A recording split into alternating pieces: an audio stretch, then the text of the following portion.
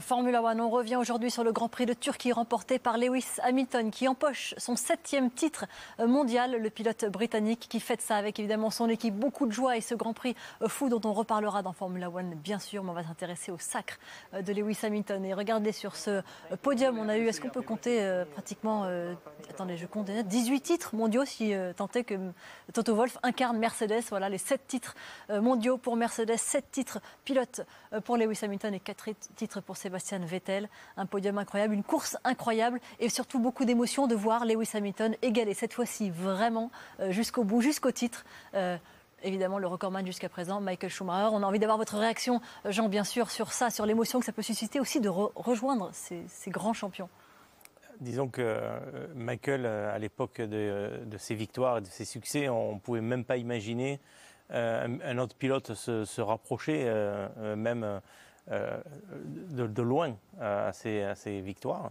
Et aujourd'hui, il est égalé sur le nombre de championnats et dépassé, bien sûr dépassé en qualif et en course, quoi. Et la solidité du pilote, encore aujourd'hui, qui partait 6e, la course était loin d'être gagnée, les Mercedes n'étaient pas performantes hier, et bien voilà, c'est là qu'on retrouve le grand champion qu'il est avec ce panache et ce talent. Ouais, c'est cette envie à chaque fois de trouver la solution, de faire mieux. Là, il voyait bien en fait que Bottas était derrière.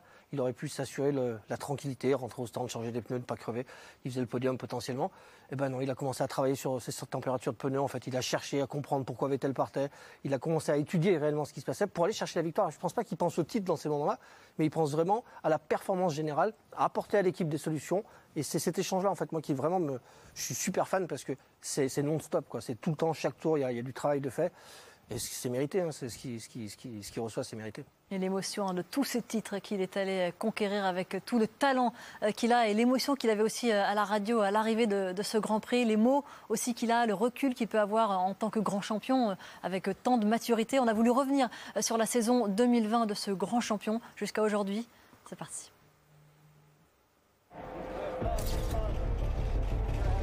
A very unusual circumstance for sure, but it's an opportunity to go and fight for a title.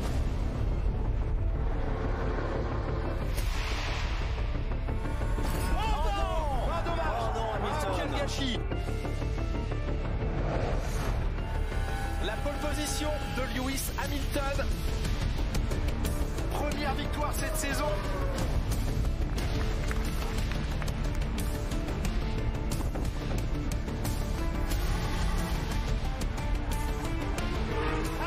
Qui a crevé, c'est incroyable ce qui se passe à Silverstone.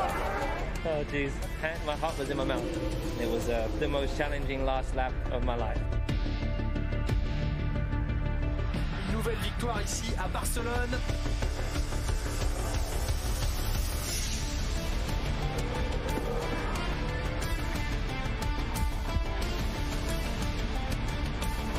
Victoire de Lewis Hamilton dans ce Grand Prix de Toscane.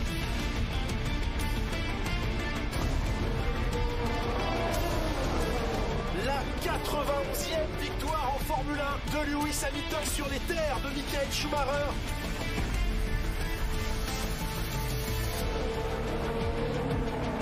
Lewis 92. You are rewriting the history books. My heart is pumping at a very high rate right now. It's a super special day.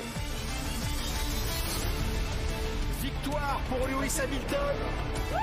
Le 7e titre consécutif des constructeurs pour Mercedes. Lewis Hamilton, champion du monde de Formule 1 pour la 7e fois de sa carrière. Merci beaucoup.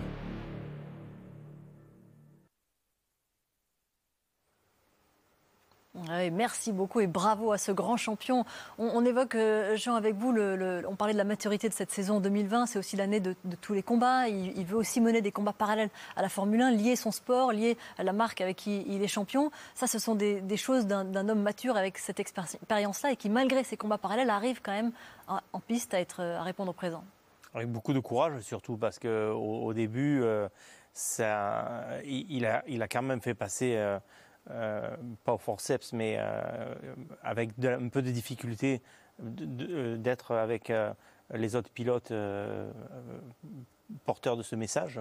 Et il a été suivi au fur et à mesure. Et puis c'est devenu un slogan très très important pendant toutes les courses. Les pilotes, ils avaient leur moment, ils avaient leur t-shirt. Et là, Lewis, il a été très très bon. Ça a été, à mon avis, la plus grande victoire qu'il a eue cette année. Et moi, ce que je trouve génial par rapport à ça, c'est qu'il l'a un peu imposé comme une évidence. C'est-à-dire qu'il n'est pas trop en communication avec les autres pilotes. C'est pas quelqu'un qui va, le groupe du GPDA, tout ça, les petits détails, les petits chichis de toutes les courses. En fait, ça l'importe pas vraiment. Ça l'importait et c'était une évidence pour lui. Il l'a imposé et c'est derrière les pilotes qui sont venus voir en fait.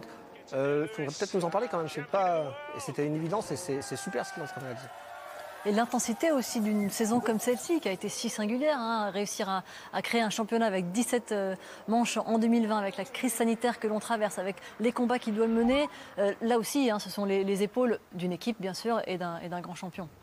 Puis, il fallait... vous étiez très souvent présent sur les courses. C'était difficile d'être focus, difficile d'être... tout le temps sur les détails qu'il faut pour être champion dans un environnement aussi compliqué, quoi. Ouais. Pas pouvoir parler aux gens qu'on avait l'habitude de parler sur les pistes, de ne pas pouvoir passer d'un motorhome à un autre s'il fallait demander des choses. Enfin, ça a été un championnat très complexe. Oui, qui a été beaucoup plus intense qu'il n'aurait dû l'être. Alors bien sûr, Lewis Hamilton, ce sont des statistiques, ce sont des chiffres, ce sont des records qui sont battus ou égalés, comme le nombre de titres. Mais Laurent, on veut aussi s'intéresser à l'homme qu'est Lewis Hamilton, parce que c'est un champion intrinsèquement, bien sûr, mais c'est aussi un homme qui a une panoplie de personnalités à travers le monde et toutes les actions qu'il mène, qui est assez absolument incroyable. Et vous le connaissez bien, parce qu'on le disait tout à l'heure, vous l'avez interviewé, c'est vous qui le connaissez mieux finalement de nous tous. Et... non, mais c'est intéressant d'avoir votre... On le voit très souvent et on voit son évolution. Il a été timide, égocentrique, il a été le plus jeune, maintenant c'est presque le plus ancien. Et ce qu'il a toujours fait, nous on a les deux consultants les plus fashion du paddock. Et ben lui aussi il est fashion, il adore la mode, Lewis Hamilton. Il nous a parfois surpris avec son style déroutant, extravagant, toujours assumé. Vous savez même qu'il a une ligne dans une marque de vêtements. Et alors que la plupart des pilotes doivent suivre des codes vestimentaires, lui il fait un peu ce qu'il veut. Et puis il y a aussi ses tatouages. Il y en a partout. La liste est infinie. Le mollet, le bras, le 44 dans son cou, son numéro. Il y a la Pietà de Michelangelo sur son bras. Plusieurs représentations religieuses. Une énorme croix dans le dos. Une boussole devant. Un lion. Des messages. Vous les voulez? Je les ai. Dieu est amour. Toujours je grandis. Famille, foi, je suis béni. Enfin voilà, une excentricité parfois. Et surtout une foi profonde et assumée pour Lewis Hamilton. Et puis autour de lui, ce n'était pas le cas aujourd'hui, mais il y a sa famille, bien sûr, avec son père Anthony. Il s'était tombé dans les bras au Grand Prix du Portugal. Il a été son agent pendant un moment, puis ils se sont brouillés, ils sont revenus ensemble dans cette famille recomposée. Vous voyez sa mère Carmen là sur sa droite. Ils s'étaient séparés à 2 ans. Et Lewis a souvent, de plus en plus, maintenant il s'ouvre et il parle de son traumatisme d'enfant de famille divorcée. Et puis cette année, comme ses parents ne pouvaient pas venir sur les Grands Prix, il avait son chien, Roscoe, toujours présent, qui est devenu un des personnages du paddock. La mascotte. Voilà, la mascotte du paddock. Jean, vous n'avez jamais amené un animal sur un paddock, hein? Si, j'avais un bulldog français qui dormait sur la combinaison de Gerhard Berger. avant les départs. Bon, un plaisir à Gerhard Berger. En revanche, une chose que vous avez très peu changé dans votre carrière, et vous Franck et vous Jean, c'est votre casque. Eh bien lui, Lewis Hamilton, son casque a évolué au fil des ans. En karting, il avait ce casque jaune. Souvent, on se dit que c'était un hommage à Ayrton Senna. En fait, pas du tout. C'était pour que son père Anthony le repère de loin sur la piste. Et il a gardé le même design dans toute son époque chez McLaren, avec notamment son titre en 2008. Puis après, quand il est passé chez Mercedes, il est passé plutôt au blanc, avec les étoiles sur le côté qui s'accumulaient pour le nombre de titres. Et cette année, donc, le message Black Lives Matter, sa lutte contre le racisme, avec ce nouveau casque violet et noir, et toujours les étoiles sur le côté. Il y en avait 6, il y en aura bientôt 7. Et puis, Hamilton, c'est aussi bien sûr l'ami des stars. Vous les avez vus dans le paddock souvent. Et c'est tout ça, son double personnage, sa double personnalité. Un garçon timide qui répète souvent qu'il a grandi dans un milieu modeste, qu'il a dormi sur le canapé, que son père a multiplié 4 emplois pour payer les années de cartes, mais qui est devenu très à l'aise avec les stars, avec Elton John, avec Justin Bieber, Arnold Schwarzenegger et de nombreux autres. Très bling-bling par moments, Lewis Hamilton. Mais il en est un peu revenu dernièrement. Il a vendu son jet privé, il a limité ses déplacements à Hollywood et même si encore parfois il s'amuse avec sa moto pour faire le spectacle et essayer de divertir les spectateurs, il s'est engagé dans la lutte contre le racisme, également pour la protection de l'environnement malgré ses excès encore. Quand avec Valentino Rossi, il s'est amusé en moto. Mais une des images qui aura marqué l'année, c'est quand il est allé en Australie après les incendies dans un orphelinat de koalas, de kangourous. C'était pas de la com. Vraiment, il est impliqué là-dedans maintenant. Lewis Hamilton, il est devenu vegan. Et puis, le surf. Pourquoi je vous montre le surf? Parce qu'il est bon, oui, mais parce que c'est sa seule peur sur Terre. Vous la connaissez? Ah non. C'est de se faire manger par un requin. C'est pour ça qu'en Australie, il fait du surf en piscine et pas dans l'océan. L'incroyable Lewis Hamilton. C'est vrai que c'est aussi intéressant, ça fait partie de sa personnalité et c'est aussi pour ça qu'on aime et qu'on a vu ce champion grandir. Et si un temps on critiquait un peu Jean, cette manière de vivre un peu trop en dehors de la F1, aujourd'hui c'est devenu sa force, quoi. Sa force, et puis il a claqué le clapet à certains commentaires qu'on pouvait tous avoir, hein. De dire bon là il a fait la fête hier soir, il peut pas être dans le coup cette année, cette course-là. Et chaque fois il arrivait, il était hyper concentré, hyper focus, et puis il alignait les victoires. Donc il y a eu un moment où il a fallu qu'il s'impose à sa façon, et ça marche. Formula One, le débrief du Grand Prix de Turquie qui vient de voir le 7e sacre de Lewis Hamilton, le pilote britannique qui remporte ce Grand Prix de Turquie qui pourtant était promis. Lance Stroll qui était parti en pole position hier. Évidemment, on s'attendait à une course folle. C'est ce que nous avons vécu comme depuis le début du week-end. On est en compagnie de Laurent Dupin, Jean Alesi et Franck Montagny pour débriefer et revenir sur cette course et ce Lewis Hamilton dont on vient de parler si vous étiez avec nous sur Canal+. Lewis Hamilton et ce 7e sacre mondial et cette victoire, Jean, qu'il est allé chercher en partant de la 6e place, elle ne lui était pas promise du tout, celle-ci. Ah non, en plus on l'a vu en difficulté le vendredi, le samedi. Et les premiers tours, même la Ferrari allait plus vite que lui, donc c'était surprenant. Et puis petit à petit, boum, boum, boum, boum, il est arrivé. On a vu cette avance et qu'il a réussi à tenir jusqu'à la fin. C'était vraiment une démonstration. Quelle meilleure façon que de remporter son 7e sacre mondial en remportant un Grand Prix. Oui, avec du panache et en ne partant pas de la pole position, hein, Jean l'a souligné. Mais sur ces 7 titres, c'est seulement la 3e fois que Lewis Hamilton devient donc champion du monde avec une victoire. C'était le cas en 2014-2015. Les autres fois, c'était plutôt mitigé. 5e en 2008, 9e en 2017, 4e en 2018 et 2e l'année dernière. Ah oui, voilà, le panache de gagner, c'est ce qu'il lui fallait aussi pour cette année, pour vivre ce 7e sacre et égaler, bien sûr, Michael Schumacher. On va s'intéresser à ce Grand Prix depuis le début. Si on vous dit que c'était une course folle, c'est parce qu'on vit depuis le début du week-end en Turquie un Grand Prix fou avec cette piste qui a été refaite et qui a compliqué la tâche des pilotes en qualification et qui a compliqué aussi la tâche des pilotes au départ. On voit ça avec vous, Franck. Ouais, spécialement de Verstappen, des pilotes Red Bull, parce qu'ils se sont trompés au départ. Clairement, on voit très bien qu'ils n'arrivent pas à décoller. Il y a un vrai problème sur les pilotes Verstappen. On voit que de l'autre côté, ça marche bien sur l'autre ligne. On suppose que c'est la ligne. Mais regardez bien, Verstappen ici, il est complètement en patinage. C'est la même chose sur Albon derrière, tout le monde le dépasse. Donc la ligne, ça ne change pas grand-chose. À droite, ça part facilement. Et regardez pourquoi. C'est qu'il est en première, Verstappen. Ça patine tout de suite. Il est au rupteur, il lâche l'accélérateur. Il reste en première pendant très très longtemps. C'est à peu près le même. Au moment où il passe la 2e, les pilotes qui sont à côté en Renault passent la 3e. Donc c'est une vraie différence. Je pense que là, c'est le motoriste clairement qui s'est trompé. Après, il est au milieu du peloton, ça devient très compliqué. Regardez chez Renault, et notamment Ricciardo qui décolle très très bien avec Ocon. Ocon qui part à droite, Ricciardo. Voilà, regardez cette action-là. En fait, quand il se tape, c'est parce que Hamilton rentre à l'intérieur, décale Ricciardo qui est surpris et va taper la voiture d'Ocon. Ocon, quand il est dans sa position, il ne peut pas savoir en fait qu'il y a Hamilton qui s'est pointé à l'intérieur. Il pense juste qu'il y a Ricciardo à ce moment-là. Et c'est la seule raison pour laquelle il laisse peu d'espace, parce qu'on pourrait se dire qu'il pourrait élargir un petit peu. C'est une petite faute. Regardez maintenant quand il part de Ricciardo ici en 2e, il passe à gauche tout de suite. C'est compliqué parce qu'on a Perez et Verstappen qui le coincent. Il va à droite, il retourne à gauche. Donc il va poser la 3e et à côté c'est Ocon qui passe parce que lui il a eu le champ libre, donc beaucoup plus facile. Il va se faire percuter malheureusement, sinon ça aurait été une belle performance. Ocon maintenant à droite, 2e. 3e, l'avantage c'est qu'il peut voir tout de suite que Ricciardo se décale, donc il plonge à droite. Et là ça va être beaucoup plus facile pour lui parce qu'il va passer tout de suite la 3e en sous-motorisation. Donc il aura du grip, il va décoller. La seule chose qu'il voit Ocon, c'est la voiture de Perez ici. Donc pour lui il n'y a pas de danger. Malheureusement il se fait taper, c'est le risque de ce premier virage en fait à chaque fois. Ah oui, un début de course compliqué pour les Red Bull. Si cette course aurait pu être celle de Max Verstappen, Jean, en partant seulement 2e, il était quand même très performant en qualification hier et c'est lui qui avait mené aussi les 3 séances d'essais libres. Et pourtant, eh bien, ils ont loupé le coche, surtout et dès le départ.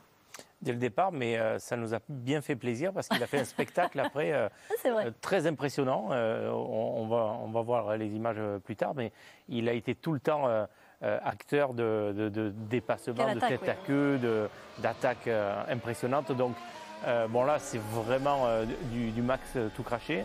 Il lève pas du tout. Il reste dans ce gros nuage de fumée, enfin de spray d'eau. Il est déventé et là il perd sa voiture. Donc c'était du grand Max. Il s'en sort miraculeusement. 250 km/h. Et quand il est collé dans les ronds, il voit absolument rien. Il voit juste la lumière rouge en fait. Qui lui dit c'est bon, t'es toujours sur la piste.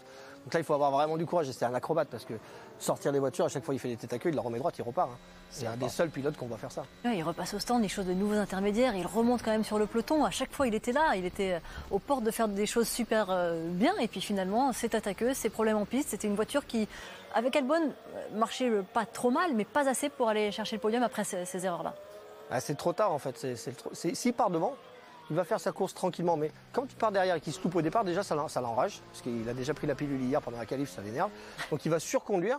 Et à ce moment-là, en fait, le rythme des pneus, c'est plus le même. Et ça va devenir compliqué. Et puis il va être dans le trafic. Donc là, on détruit un petit peu les gommes avant, on a moins d'appui. Bref, il n'est pas la position qu'il voudrait, donc c'est compliqué. Alors pour que Lewis Hamilton décroche son 7e sacre, il y avait des conditions bien sûr. C'était terminé devant Valtteri Bottas ou qu'il ne lui concède pas plus de 7 points. Eh bien, il a été très très large parce que Valtteri Bottas a vécu une course cauchemardesque. Jean, c'est vraiment il lui arrivait ce qu'il pouvait y avoir de pire. Tête à queue au démarrage et ensuite il en a fait tout seul. Qu'est-ce qu'il y a eu dans la tête du pilote finlandais aujourd'hui pour commettre autant d'erreurs? Alors en fait, on l'a bien vu avec Lewis. Ça a été la constance de la course, jamais attaquer, tout le temps être même un peu sur la défensive pour pouvoir réussir à avoir cette avance à l'arrivée. Lui, Bottas, il a fait totalement l'opposé. Il s'est mis en mode attaque tout le temps et il est parti à la faute à plusieurs reprises. Et du coup, ça a été une mauvaise spirale et il n'a eu aucune chance. Et il a été même humilié par se faire dépasser par il s'est fait prendre un tour. Après un tour, un coéquipier qui met un tour à l'autre, c'est pas bon. Ouais. Bon, si le classement des pilotes est scellé pour les 2 premiers, peut-être même les 3, pas loin en tout cas, c'est derrière que ça se joue, Laurent. Oui, c'est donc officiel. Hamilton, il a 110 points d'avance sur Bottas, Verstappen est 3e. Et Pérez, la bonne opération avec ce podium qui prend la 4e place à Charles Leclerc. C'est aussi pour ça que Leclerc se battait, avait envie de doubler Pérez dans le dernier tour. Finalement, Leclerc, au lieu de consolider la 4e place, l'a perdu au profit de Pérez. La chute, c'est pour Ricciardo, un week-end très difficile pour Renault, qui même n'est pas très loin. Il est qu'à 4 points de Pérez, mais l'Australien se retrouve 6e au classement. Et puis, ce qu'il faut noter, c'est sur la 2e page peut-être de ce classement, c'est Sébastien Vettel qui marque 15 points aujourd'hui. Il en avait marqué 18 jusque-là. Lui qui n'avait pas fait de podium depuis 16 courses. Vettel qui retrouve une position un tout petit peu plus conforme avec ce que doit être le classement d'un pilote Ferrari. Ouais, 33 points marqués seulement sur l'année 2020 jusqu'à maintenant, ça reste quand même assez faible. Les Ferrari, on va en parler justement, la performance de Sébastien Vettel bien sûr, mais la performance des Ferrari dans leur ensemble. Finalement, Jean, on savait que vous étiez tendu au début de cette course parce qu'elles avaient raté leur qualification après un bon début de week-end. Eh bien, elles ont réussi à bien se rattraper en course. Absolument. Globalement, ils ont fait un très bon week-end. C'est certainement le meilleur. Ils avaient les 2 voitures pour monter sur le podium.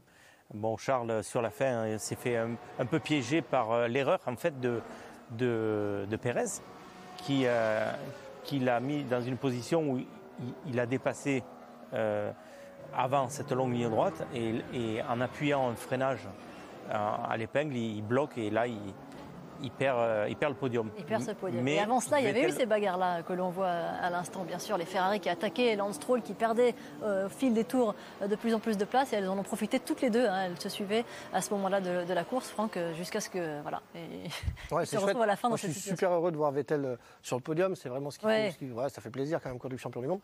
Mais encore une fois, Ferrari, désolé Jean, il se loupe quand même dans la pit lane. Ouais. Quand il change les pneus, encore une fois, ça fait pas 5 fois, mais plus que ça, que cette équipe emblématique, une des historiques de la Formule 1, celle dont tous les pilotes rêvent, en pit lane, ils ne sont pas foutus ils ne sont pas capables de faire un pit stop correct. C'est quand même incroyable que des petites écuries avec des budgets minimes peuvent s'entraîner et arrivent à faire ces choses-là. Quand on veut monter au podium, on ne peut pas se permettre ce genre d'erreur. Et Ferrari, c'est général. Donc tant que tout ça, ça ne sera pas réglé, tant qu'on n'aura pas vraiment une direction et des ordres clairs et qu'on rétablira ces petites choses, ces petits détails, je pense qu'on ne sera pas capable de faire une bonne auto. Mais pour le symbole, c'est bien que Vettel réussisse enfin un podium dans cette année catastrophe avec Ferrari. Il part vraiment fâché avec l'équipe, donc ça c'est bien. Ce podium des bannis aussi, parce qu'il y a Pérez qui lui aussi se fait virer pour donner sa place à Vettel. Mais ce sont 2 pilotes qui aujourd'hui ont battu leur coéquipier. Et Hamilton qui n'a pas de contrat pour l'année prochaine. Incroyable. C'est vrai, les pilotes, on ne sait pas où ils seront l'année prochaine. Si Sébastien Vettel, bien sûr que si. On sait, il n'avait pas réalisé de podium depuis 16 Grands Prix. Et sur les 7 derniers Grands Prix, il n'avait marqué que 2 points. Donc effectivement, ça va certainement lui donner un peu de baume au cœur pour terminer cette saison. Julien Febvre, la performance des Ferrari qu'on n'avait pas vu hier en qualification a réussi à se concrétiser en course avec ce podium pour l'une d'elles qui s'est jouée dans le dernier virage.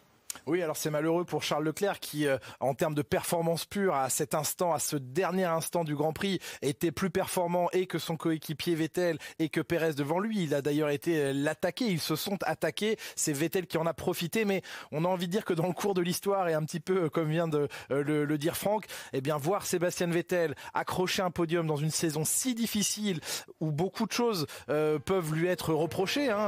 Quand on voit ce que Charles Leclerc est capable de faire avec la voiture, Vettel n'est pas exempt de tout reproche, mais dans une saison si difficile où il va devoir, contre son gré, quitter Ferrari, le voir monter sur le podium le jour où Hamilton, son plus grand rival jusqu'ici en Formule 1, est sacré 7 fois champion du monde, l'image elle est juste parfaite, l'histoire est quand même très jolie quand elle s'écrit comme ça aujourd'hui. Et puis on l'a vu, Lewis Hamilton s'attardait aussi au-dessus de la monoplace du champion. Quand il est arrivé, il y est allé, bien sûr, Sébastien Vettel, pour le congratuler. Un petit mot sur les Racing Point. On a envie d'en parler parce qu'elles étaient quand même là hier en qualification. La pole de Lance Stroll qui n'a pas réussi à confirmer en course aujourd'hui suite à une stratégie qu'on peut peut-être remettre en question, mais il fallait peut-être tenter en tout cas cette chose-là. Mais Sergio Pérez y est allé, Franck, et ça c'est une belle marque en fait de la performance de la Racing Point depuis le début de saison. Ouais, quand ils sont 1 et 2, ils sont obligés de faire un choix en fait. Ils sont obligés, oui. Quand on est devant, on doit faire un choix. Et le problème, quand on n'a pas d'informations, qu'on n'a pas d'expérience sur le circuit, concrètement, parce que le tarmac a tout changé, eh bien, le mieux, c'est de splitter. C'est de faire un rentre, un reste sur la piste. Comme ça, on est sûr de moins faire quelque chose. Je pense qu'ils avaient des informations qu'on n'a pas, c'est-à-dire qu'ils avaient des informations au niveau des pneus et de la température, parce que Lance qui demande à rester en piste et qu'on oblige à rentrer, c'est forcément parce qu'il y a un truc. Ou alors vraiment ils se sont trompés, ils ont décidé que ça serait la meilleure option. C'est possible qu'ils se soient trompés, mais de tous les cas, c'est la meilleure chose à faire pour l'écurie, parce que l'écurie joue quand même les points au championnat. Ils veulent être 3e du championnat du monde. La meilleure option, c'est de couper les deux. Ouais, pas de bol pour Lance Stroll qui avait dit à la radio, il s'était exprimé quand on lui a dit il faut que tu rentres et que tu changes, il ne voulait pas le faire et pourtant ils lui ont fait faire un tour après. C'est vraiment c'est dommage parce que il avait fait le début de course le plus difficile. Les conditions étaient dantesques. Il était hyper compétitif. D'entrée, il est monté jusqu'à 6 secondes d'avance sur son coéquipier. Confort. Il se faisait remonter, il re-attaquait. Il était parfait. À un moment, ça s'est un peu écroulé. Et puis là, il y a eu ce choix qui a été pris par l'équipe. Et ça n'a pas été bon pour lui. Et c'est vraiment dommage parce que c'était l'homme du week-end. Oui. Moi, on ne pourra plus dire que l'équipe dont son père est le propriétaire le favorise par rapport à Pérez, puisque là, en l'occurrence, dans ces cas-là, on a déjà vu des pilotes comme Hamilton qui prennent des décisions. Si Lance Stroll vraiment sent ses pneus correctement, etc., et qui dit non, moi je pense qu'il a la possibilité de continuer. À moins qu'il y ait un problème, à moins qu'on soit en limite de pneumatique, à moins qu'on soit en limite de température, des informations qu'on n'a pas, je pense plutôt que c'est comme ça que ça s'est passé. On va l'écouter, Lance Stroll, à l'issue de ce Grand Prix, certainement beaucoup de déception pour le pilote canadien qui termine 9e. Heureusement aujourd'hui, pas une bonne course. On était très en contrôle au début et après beaucoup de difficultés avec les pneus. Alors on doit regarder qu'est-ce qui s'est passé aujourd'hui. Bon voilà, c'est concis. 11 secondes. C'est bien. On retrouve le revenu. Donc en fait, il parle quand il fait une pole, le reste du temps, il fait des réponses de 10 secondes. C'est ça, exactement. Enfin là, déjà de parler, c'est bien parce qu'il doit l'avoir en travers. Oui, ça doit être. La pilule doit être un peu difficile. Non, mais je le féliciterai la prochaine fois. D'accord. Vous y penserez, Franck. Promis, je le ferai. Un petit mot sur nos Français. La meilleure performance, elle vient d'Esteban Ocon qui termine 11e, le pilote Renault. Là aussi, beaucoup de déceptions parce qu'on attendait un petit peu plus de ces voitures qui partaient 5e et 7e. Mais en course, ils n'ont pas transformé l'essai. Ils n'ont fait rentrer qu'une seule voiture dans les points. Et c'est un petit point pour Daniel Ricciardo. Et étrangement, on ne les a pas vus. À part au départ. Ouais. À part au départ. On pensait qu'ils allaient être, comme ça a été le cas les derniers Grands Prix, plus compétitifs. Et là, les conditions de piste, certainement, ont fait qu'ils n'ont pas réussi à faire fonctionner les pneus. Et donc, du coup, ils sont nulle part. On va l'écouter justement, le pilote français Esteban Ocon. Une journée difficile. On a eu un super départ, très content avec avec l'impulsion. On est remonté en 3e ou 4e position sur quelques mètres et malheureusement Lewis touche Daniel et Daniel me touche. Donc voilà, ça me fait partir en tête à queue et quand je repars, forcément ça a compromis notre course et je me fais encore toucher au virage 9. Donc voilà, on a perdu tout espoir à ce moment-là de rentrer dans les points, mais voilà, la chance tournera et on reviendra plus fort la prochaine. Et ce 14e rendez-vous qui a vu la victoire de Lewis Hamilton et son 7e sacre mondial, vous l'avez noté, c'est la 2e meilleure note de l'année, 15,4. Pas mal, il a satisfait nos abonnés, manifestement. Il y avait de quoi, effectivement. Ah bah oui, plus que ça. Les promesses ont été remplies. À part de courir nu le long de la piste. Toi, tu mets 18 à tous les grands prix, de toutes les façons. Non, mais c'est pas viable. Si tu ne mets pas 18 aujourd'hui, tu mets quoi, toi? Tu mets 18 tous les week-ends. Oui, c'est vrai. Moi, j'aime la F1. Ouais, à part courir nu au bord de la piste, vous avez raison, vous ne pouvez pas avoir mieux. Et si tu me fais ça la prochaine fois, promis, je mets pas. Votre manière de faire du chiffre. Vous venez à Bahreïn, genre. Hein. Ouais. Voilà, donc attention. Bon, on va y penser. Bon, on est ravis en tout cas d'avoir passé cette grande matinée ensemble et d'avoir vécu ensemble aussi le 7e titre mondial de Lewis Hamilton. Il y a encore des rendez-vous formulaires, bien sûr. Il y en a encore 3. Il y a 2 fois Bahreïn et on terminera cette saison à Abu Dhabi. Merci beaucoup, messieurs.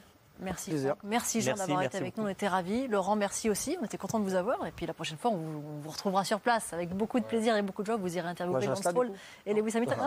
Là, du coup, vous venez avec moi. Le rendez-vous maintenant, c'est sur Canal+ que ça se passe si vous voulez suivre les sports mécaniques, bien sûr, puisqu'il y a le Grand Prix moto de Valence, l'avant-dernière manche du championnat du monde 2020 de moto. Merci d'avoir été avec nous. Merci à toutes les équipes autour de Dominique Sidiropoulos et de Pascal Mathieu à la réalisation. Salut à tous.